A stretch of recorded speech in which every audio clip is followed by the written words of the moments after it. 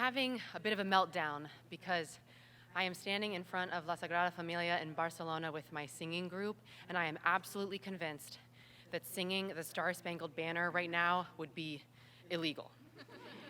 And I'm trying to tell my group frantically, like, guys, we have to sing the Spanish national anthem first as like a sign of respect. It's the law. And nobody's listening because, number one, this isn't true. Number two, we don't even know the Spanish national anthem. And number three, my singing group knows me at this point. I really like to follow the rules, even if I don't fully know what they are. And that's what makes me me. So we do sing the Star-Spangled Banner. It's fine. It goes great. And then we have, stretching out before us, one of those awesome free nights that you sometimes get when you're abroad and traveling with friends. So our group starts to splinter off. Like, some people go back to their homestays, some people go out to dinner. And I then lock eyes with my friend Catherine. She and I are in the same homestay. And we know that if we went back there right now, our host mom would be waiting and wanting to watch more of Independence Day. So we're going to stay out for at least a little bit. So she and I and a couple other friends from our group, we decide to find a plaza and sit at a table, order some tapas, some wine. Even though it's already like well beyond 10 p.m., we have a nice time. And then we hear some British accents coming from a nearby table, so we're like, yes.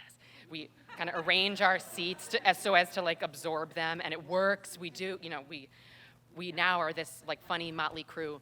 And these students, they're from Oxford, and they start regaling us with tales of all that they've done in Barcelona so far. And as I'm listening, my jaw is getting like lower and lower and lower because none of this sounds particularly legal, but also maybe it is. What do I know about what's legal in Spain and what's not? And then one of them says, let's go to a bar. And I'm like, well, I thought we were already at a bar, and this was the final stop, and the night will soon be coming to like an appropriate, fun ending that involves me going home soon. But Catherine looks at me and she's like, Jade, come on, this is gonna be cool. And I'm like, listen, the last time that I stayed out all night, I thought that was cool. That was a relay for life. It wasn't my slip though.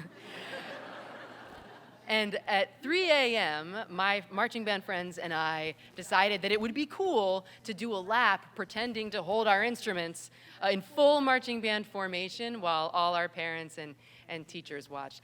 That's my definition of cool, and it had been my definition of cool for a long time. So, Catherine's like, whatever, you're coming. So there I go, off to a tiny dive with my newfound friends, my singing group friends. And then we also meet up with one of the friends we've made in Barcelona. He's from there, and his name is Jules. So I'm looking at my watch, time's ticking onward, and I'm getting nervous because not only is it getting late, but it's almost my turn. We've started playing a very truth or dare adjacent game, and it's almost my turn to give Jules a dare. Okay, so I'm trying to think. And my plan is, I'm going to say something insane, or something that I think is insane, and then he will have to decline, and then we will all go home instead of to jail. So I say, Jules, get on the table, take your shirt off, and bellow for the whole bar, hello, everybody. It's the craziest thing I can come up with. And so he does. He gets up on the table, our drinks wobble, and his shirt is up and over his head, and he bellows exactly what I tell him to bellow. And it is the most attractive thing I have ever seen. It's awesome. So I'm starting to rethink some of my preferences, some of my life choices. And then, it's 3 a.m., and I'm like, wow, I haven't seen this hour since I was like up late a few months ago finishing a paper, stacking Dr. Peppers like 4 high. And then somebody's like, let's go get paella. And I'm like, what?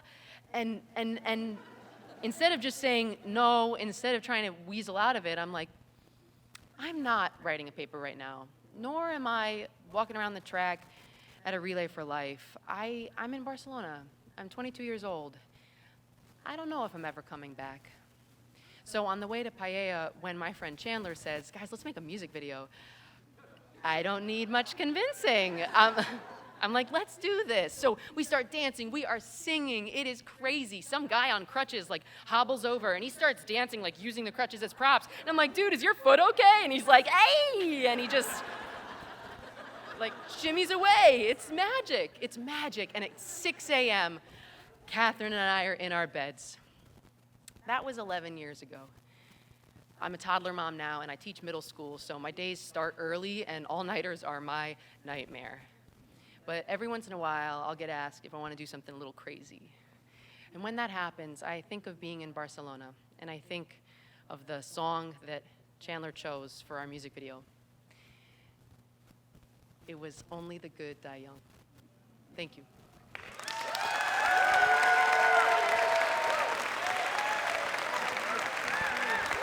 Jade Eliason.